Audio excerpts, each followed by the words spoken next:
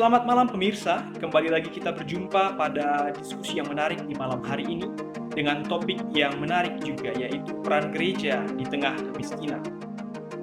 Kemiskinan adalah bagian dari realita yang saat ini ditemui pada lapisan masyarakat. Kita menemukan fenomena ini berdampingan di tengah-tengah jemaat, dan hal ini masih menjadi pergumulan khususnya.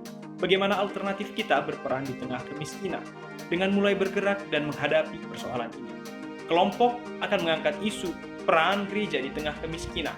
Dan diharapkan kita, jemaat dan masyarakat, memahami dengan tidak memberikan bentuk berupa diskriminasi, tetapi dapat memberikan inspirasi. Sebelum memulai lebih lanjut, perkenalkan para narasumber kita yang telah hadir. Sebelumnya, perkenalkan saya Yosua dan Andreas sebagai host satu. Halo, saya Adonia Monika Abigail Metkono.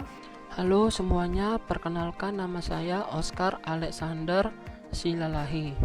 Halo, saya Fadiana Damasangka. Dan nama saya Irmawati Rustepu. Halo, perkenalkan nama saya Devi Kauhan. Ya, perkenalkan nama saya Yosep Hermantoseli.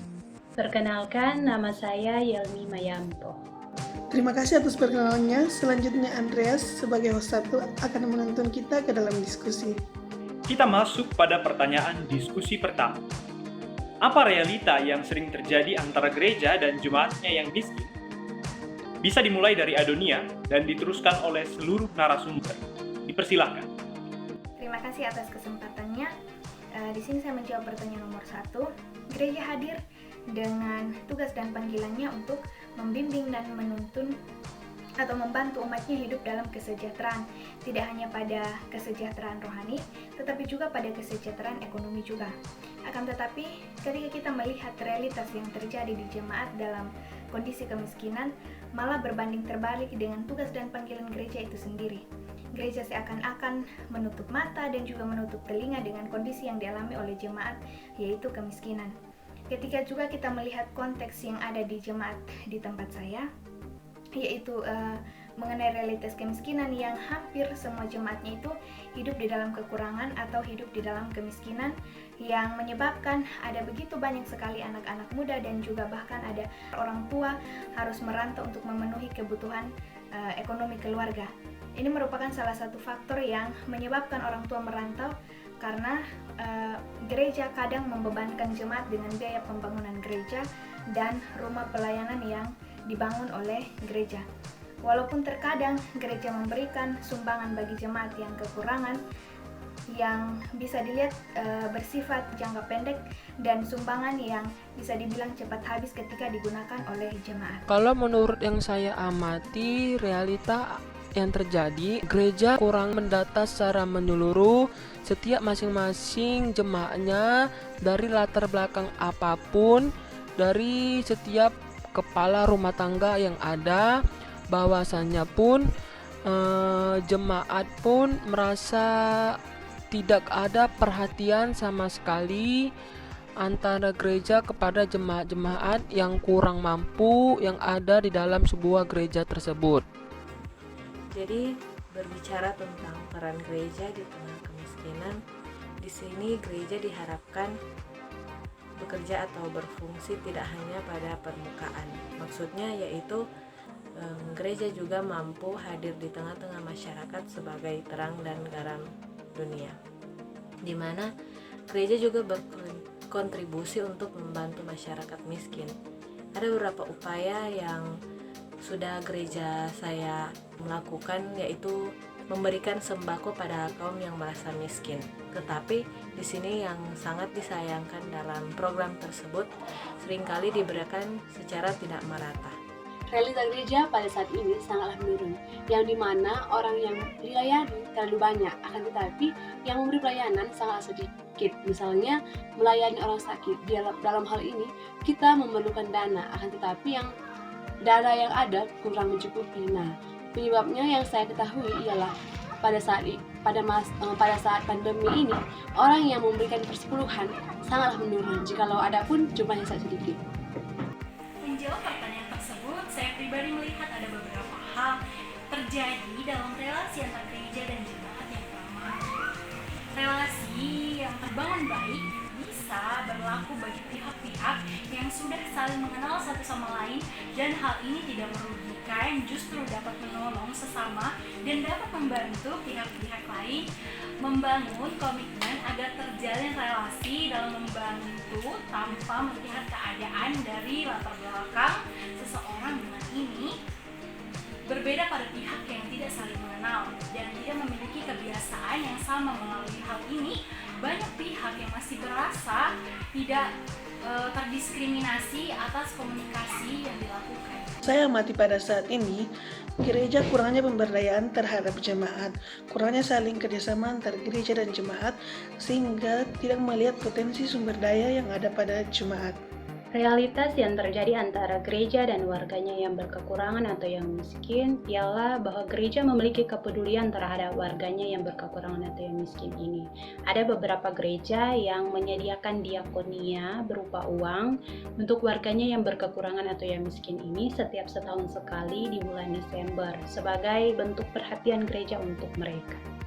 Menurut saya, dan tentunya jawaban saya ini tidak terlepas dari fakta atau realita yang sering kita temui, bahwasannya ketika kita berbicara mengenai gereja dan jemaat yang miskin, tentu saja kita menemukan bahwa sudah ada gereja yang menaruh fokus atau perhatian mereka terhadap jemaat-jemaatnya ini. Namun, tidak bisa dipungkiri juga bahwa terkadang fokus gereja terhadap perekonomian jemaatnya yang miskin ini tidak mendapatkan kedudukan utama atau tidak mendapatkan fokus utama. Terima kasih. Banyak gereja yang telah melupakan tugas dan panggilan utamanya lambat laun. Gereja dengan dogma dan ajarannya membuat legitimasi para penguasa yang menindas dan tidak menghiraukan orang miskin. Gereja hanya memberikan pengertian bahwa penderitaan di dunia hanyalah sementara dibandingkan dengan kebahagiaan di surga. Gereja sering hanya mengadakan aksi sosial dengan memberikan bantuan yang hanya bersifat sangat singkat dan akan habis dalam waktu yang begitu cepat. Gereja kurang berperan secara praktis dalam pembebasan masalah-masalah pemberantasan penindasan ekonomi dan sosial. Berikutnya kita masuk ke pertanyaan kedua. Apa tanggapan kritis yang dapat Anda berikan?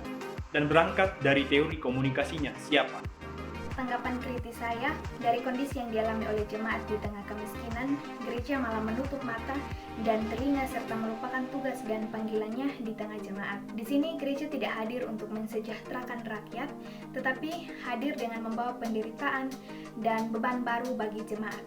Gereja bahkan lupa untuk mengajak jemaatnya berkomunikasi untuk bisa dapat menemukan solusi terbaik terhadap kondisi yang dialami oleh jemaat. Dalam hal ini juga dapat dikatakan bahwa gereja seakan-akan lupa akan fungsi komunikasi yang kaitannya dengan teologi di tengah jemaat. Gereja lupa fungsi komunikasi yang menurut Riswandi berdasarkan fungsi komunikasi sosial yang berfungsi sebagai pemupuk hubungan dengan orang lain guna menjamin kelangsungan hidup, dan fungsi komunikasi instrumental yang dipandang sebagai media untuk menginformasikan, mengajar, mengubah sikap, bahkan untuk menghibur.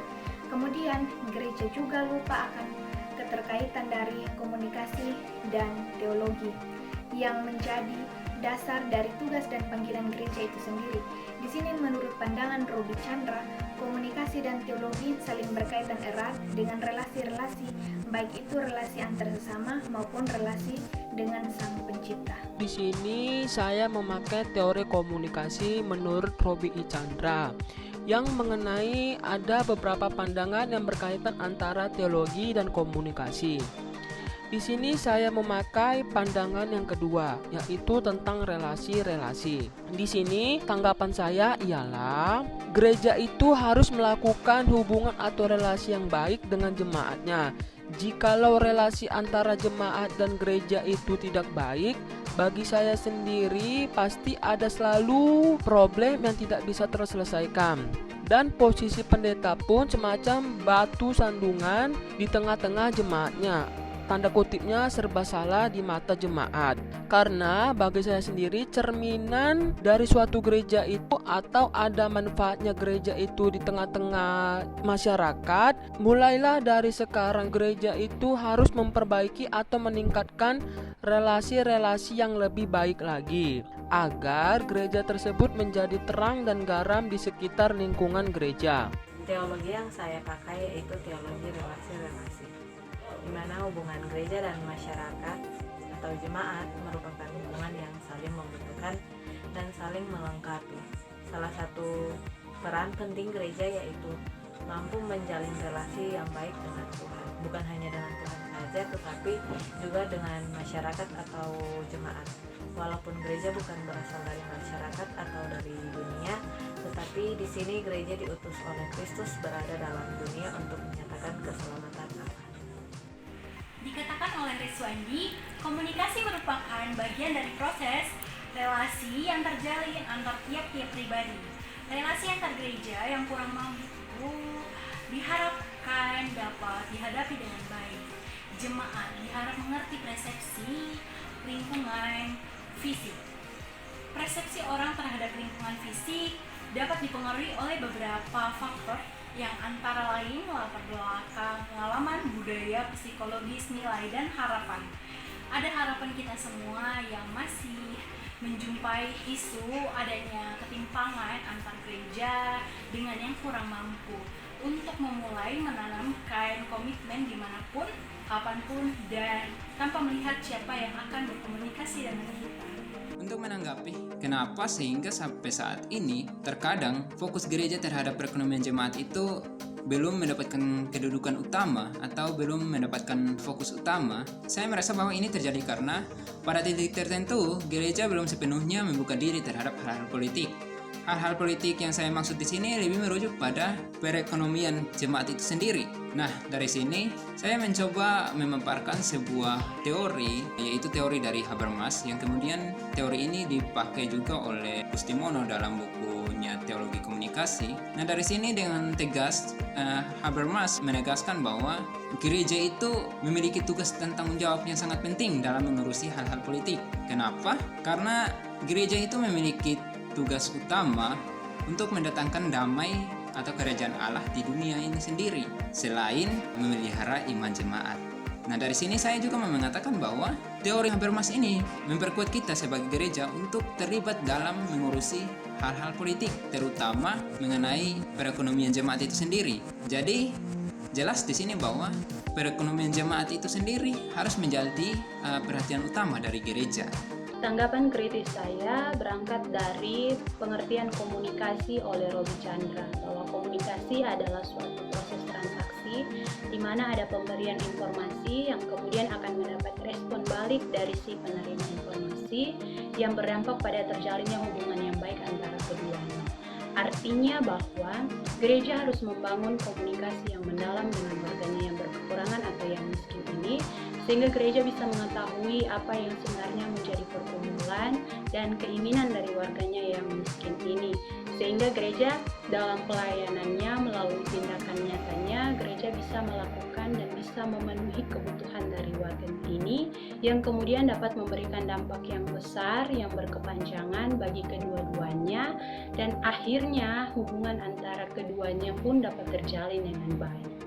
Nah, menurut Roby Chandra, teologi dan komunikasi memiliki hubungan yang erat antara satu dengan yang lainnya. Nah, dalam hal ini kita berangkat dari pandangan yang dimana ia mengungkapkan bahwa teologi dan komunikasi saling terkait dengan relasi-relasi baik dengan sesama maupun dengan yang ilahi. Nah, dalam hal ini ia menjelaskan bahwa kita perlu untuk saling berhubungan antara satu dengan yang lainnya, yaitu gereja dapat menghindari kemiskinan hati nurani kita. Saya berangkat dari teologi komunikasi menurut Roby Chandra. Teologi saling berkaitan dengan relasi-relasi, baik relasi dengan Sang Pencipta maupun dengan sesama. Maka dari itu, gereja perlu melakukan relasi yang baik dengan jemaat agar tercipta komunikasi yang baik sehingga terjalin hubungan kerjasama yang baik antara gereja dan jemaat. Roby Chandra mengkaji ulang tujuan kehadiran gereja dan peran komunikasi di dalamnya. Menurutnya, salah satu pemahaman yang perlu mendapatkan perhatian adalah di dalam komunikasi. Gereja disadarkan kembali terhadap panggilannya melalui program yang membahas mengenai kemiskinan. Gereja juga perlu secara proaktif dan rendah hati bersedia menjalin komunikasi dan bekerja sama dengan umat beragama lainnya untuk menanggulangi kemiskinan. Ini penting agar kehadiran gereja menjunjung harkat dan martabat manusia tanpa membedakan suku, agama, ras. Inilah panggilan gereja yang utama. Terakhir, kita masuk pada pertanyaan yang ketiga. Apa alternatif yang dapat Anda sumbangkan? Di sini alternatif yang dapat disampaikan adalah bahwa gereja seharusnya membuka diri untuk berkomunikasi dan berpartisipasi serta mengoreksi diri, yang sama halnya dengan teologi yang dalam kaitannya dengan komunikasi, kita harus saling membuka diri dengan komunikasi dan berpartisipasi dalam menyikapi kondisi-kondisi di tengah kehidupan jemaat. Saran saya kepada gereja itu bahwasannya itu ialah harus aktif lagi dalam melakukan pendataan kepada jemaatnya. Karena sebagai seorang pelayan untuk melayani jemaat kita. Adapun alternatif yang saya dan kita semua sumbangkan bahwa kita tanamkan dahulu sikap saling menghargai, saling mengingatkan kepada sesama akan pentingnya berrelasi tanpa memandang latar belakang.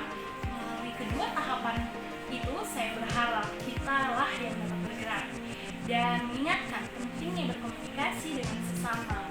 Alternatif diharapkan membuat kita terus menjadi penyalur berkat dalam gerakan nyata. Contohnya bisa dengan membangun program yang dapat membina satu sama lain tanpa saling membedakan. Gereja harus bisa menjalin komunikasi dengan jemaat, misalnya melalui media massa dan lain-lain. Nah, dengan hal itu, gereja dapat menjalin komunikasi dengan baik dengan jemaat yang sudah lama hilang. Nah, dalam hal ini juga, gereja juga dapat melihat potensi-potensi yang ada pada jemaatnya pada sekarang. Jadi yang sudah saya katakan pada jawaban yang pertama atau pendapat yang pertama, yaitu dimana kita dalam jemaat kita sudah memiliki program seperti ada beasiswa dan pemberian sembako pada jemaat yang kurang mampu atau miskin. Tetapi yang sangat disayangkan di sini, untuk program pemberian sembako seringkali tidak tersalurkan dengan merata. Kemudian alternatif apa yang bisa saya sumbangkan? Yang pertama, tentunya sebagai seorang pendeta atau pelayan, dia sudah memahami tentang tugas dan tanggung jawab gereja karena dia sudah mendalami akan ilmu teologi. Nah, oleh karena itu, tugas pendeta adalah membangun komunikasi dengan para majelis atau para diaken sehingga seluruh orang-orang yang terlibat dalam gereja itu sadar akan tugas tanggung jawab mereka ini, terutama tugas dan tanggung jawab mereka terhadap memperhatikan perekonomian jemaat. Nah, setelah proses tersebut dilakukan, selanjutnya gereja bisa membangun sebuah komunikasi yang intim melalui pelatihan-pelatihan dan lain sebagainya dengan jemaat-jemaat agar jemaat-jemaat tersebut dapat secara kreatif membangun lapangan kerja ataupun mencari lapangan kerja, dan dengan demikian perekonomian mereka dapat diselamatkan. Gereja harus memiliki program pemberdayaan jemaat dalam upaya pengentasan kemiskinan. Alternatif yang mungkin dapat saya berikan berangkat dari pernyataan bahwa gereja harus memberikan dampak yang besar dan juga berkepanjangan bagi warganya yang miskin, ialah bahwa semisalnya dari warganya yang miskin ini yang kemudian berdampak pada ketidakmampuan mereka untuk menyekolahkan anaknya atau anaknya harus putus sekolah. Gereja bisa menyediakan beasiswa untuk anak-anak tersebut sekurang-kurangnya sampai mereka lulus SMA, atau kalau gereja bisa menyediakan sampai mereka lulus perguruan tinggi, itu lebih baik lagi. Nah, untuk warga-warga, orang-orang tua, mungkin ketika gereja punya satu lahan kosong, gereja bisa memanfaatkan itu untuk dijadikan sebagai lahan pertanian yang ditanami oleh berbagai macam tanaman, yang kemudian hasilnya itu nanti akan dibagi untuk gereja dan untuk warganya. Yang kemudian dampak yang besar dan berkepanjangan itu dapat benar-benar dirasakan, sehingga tindakan yang dilakukan gereja ini bukan hanya tindakan berupa tanggung jawab gereja setiap setahun sekali, tetapi benar-benar gereja dapat memberdayakan warganya yang miskin ini. Gereja hendaknya bertugas untuk dapat memberdayakan jemaat agar mampu meningkatkan spiritualitas sebagai ketahanan iman dalam meningkatkan resistensi dan eksistensinya dalam memperjuangkan iman di tengah realitas sosial yang ada. Sehingga gereja bukan saja memberdayakan jemaat keluar dari keterpurukan ekonomi, melainkan juga keluar dari keterpurukan iman. Baik pemirsa, kita sudah mendengarkan beberapa pendapat dari para narasumber kita, dan kita akan masuk ke dalam bagian kesimpulan. Kemiskinan merupakan pergumulan masyarakat yang selalu menjadi pemikiran strategis nasional untuk diselesaikan.